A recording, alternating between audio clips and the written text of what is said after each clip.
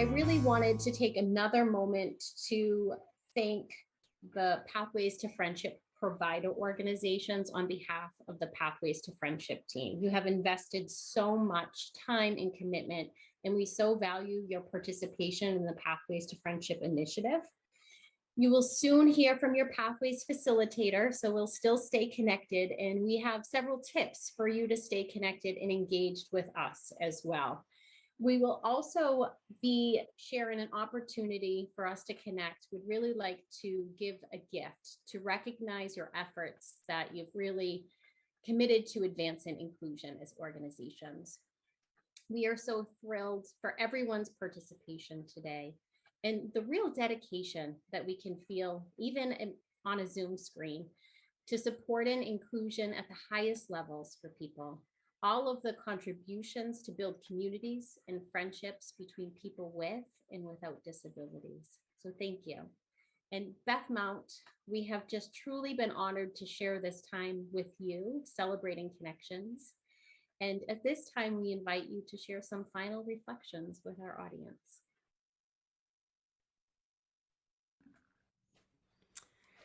Well, what a gift, right?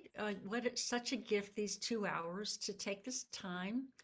And I've been reading the chat. Several people have had to leave early, and they were just so regretful that they had to leave early. And many people reported that they were dreading the next thing they were going to, while this had been so uplifting. One of the comments that was really touching to me was from a family member in Colorado that's a part of a group of young people in transition from high school. And she also had to leave, but she said that this had given her wind for her sails, that they have been so isolated, and the young people involved in that initiative have really been so limited by segregation, by a lifetime of segregation. And that hearing these stories, she basically said she hadn't stopped crying for the last 2 hours, right? That hearing these stories, as I heard and read her comment, it reminded her of this power, right? This deep longing, this immense spiritual power that is the essence of this work, and that we often don't even realize what's missing, right? Until we have a little time to touch and connect. And then we're reminded, oh my goodness, this is what I need. This is what we need. This is what our communities need. And I was also reminded of one of Judith Snow's contributions that is actually a paper. I want to be sure to get it right. It's notes on the gifts and assets that people who are vulnerable to rejection bring to community. So Judith, once again, was such a spokesperson about the gifts that people with disabilities, people who are vulnerable to rejection, bring to community. That is a part of what makes their real engagement and participation restorative to the larger community. This is something that is otherwise missing unless we do this work to bring these gifts in. And here are just a few of them that I think we've heard today. Judith, I can only imagine, is so excited and so filled with this beauty of what you're doing, that one of these gifts is the gift of hospitality, right? Just the gift of kindness. In every story, there's such a thread of, oh, this made my day. We talk every day. Who in the world hasn't had a fight in 30 years, right? My goodness, Jonathan and Joy. Like what? That's hospitality, right? What a gift is that kind of kindness, feeling welcomed, feeling encouraged, that the encouragement happens on all sides, right? It's so clear this is not about people with disabilities. It's about all of us feeling uplifted and being reminded of what life is for, what life is about. Another one of these gifts that Judith reminds us of is the gift of creativity, that the inclusion of people who are easily rejected calls forth a lot of invention, right? So my goodness, how much I loved that YMCA story, right? Where we got to hear one example after another of, it's Roman, right? Who just kept saying, wow, and I loved that it was even, the name of the place was even Old Colony, right? Like, okay, part of the way I heard that story is like, we're leaving this old colony, right? We're not going to stay in this old way. We are leaving this old colony and we are making a new world. We are inventing something that's never been done before.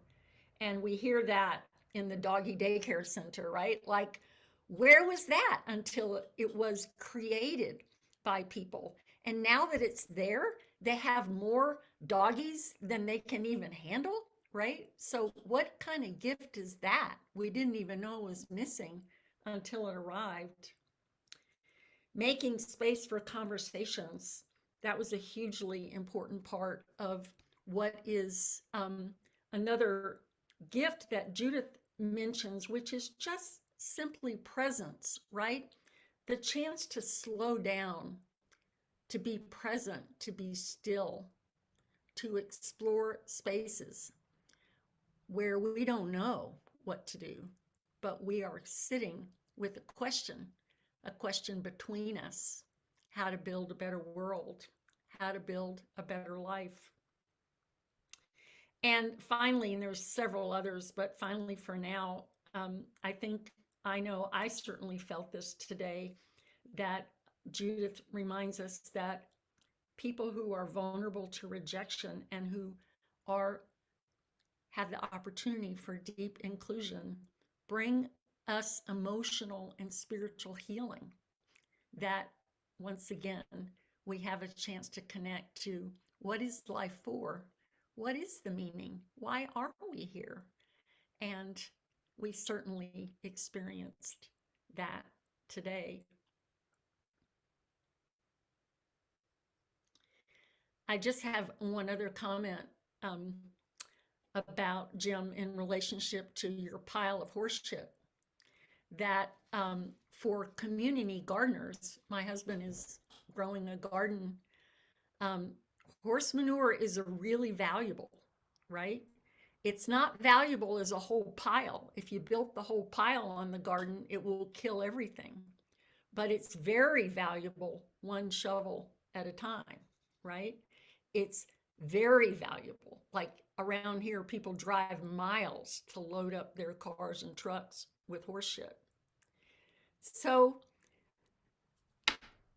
when we think about the beauty of what is growing in the landscape of Massachusetts, what I see and hear you doing is taking that shovel, one shovel at a time, right? Taking the things that are not working, that are not really restoring and regenerating people's sense of meaning and purpose, throwing them out, turning them over, and making room for something new to come. And I so fully trust and expect that this group will continue to do that. And Phoebe has left you with the challenge of what is next. And I too would just remind you and ask you to, and maybe even make a few notes in relationship to these questions, which are also in the chat. And we invite you to either write some answers in the chat, or Katie is interested in hearing from you after today. You might not even quite know what the power of today was, right? Sometimes when things are big for me, I don't really know for a while what landed for me. But here are the questions to just sit with for a little while. And then as you go about your day, as you've listened to these stories, and do please keep in mind thanks to Rachel and the diligence and discipline of many people in this group, you have a remarkable treasure trove of these stories, right, that can now be shared. And I know I really hope that the young people in Colorado will have access to all of them, right? That will be soul food for that group. As you've listened to these stories and other ones that are available, what has touched you? What has landed for you today?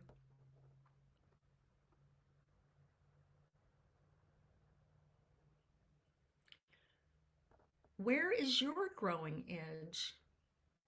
Where did you hear about something that you realize, I don't know very much about that?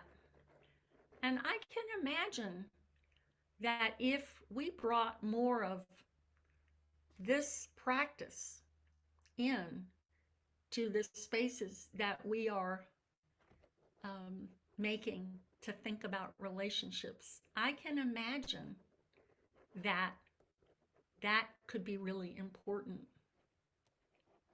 So where is your growing edge? And as important, what wants to grow with your help? And I would add, using Jim's images, not only what wants to grow with your help, but what shovel load of shit do you need to transform, or would you be interested in transforming in order to bring energy and life into what wants to grow? So the thing that you feel like you're up against, and that list is endlessly long, the things that you feel like you're up against, is there something in that, a nugget in that, that you can take a hold of and say, I'm going to transform this. I'm going to use this in the service of taking the next step. And then finally, what is a seed of the future that you want to cultivate? It might be a really small thing, might be a little tiny seed, or it might be another grand scheme like the one that Elin Howe and Leo and other people had in mind 10 years ago. Tom, I don't want to start naming names because I'm going to leave somebody out. I see so many of you here that have had these wild, grand schemes and visions of what is possible. And even though there have been times when it seemed like all the light has been going out of our work and what's possible for people, you've held on to that. And so what is that grand possibility that you want to hold together, especially now that you know you have each other, and now that you know that this much is possible, and now there is so much more. So each of us in our own way, cultivating capacities, gifts, connection, possibility, bringing something that we never imagined to life in the places that need us and the people that we are on the journey with the most. So I wish you the very best in this journey, and I look forward to seeing what comes from your beautiful garden in the years ahead. Thank you so much for having me. Thank you very much. This concludes our formal presentation. And again, we would just like to say thank you to everybody participating today, all of the individual contributions, and really the collective cultivating together. When I think of Beth Mount and John O'Brien, who's here today, the songs of companions on a journey, and certainly, you can feel that in these connections today. And we look forward to our continued work together, our continued partnership. And thank you all for your participation.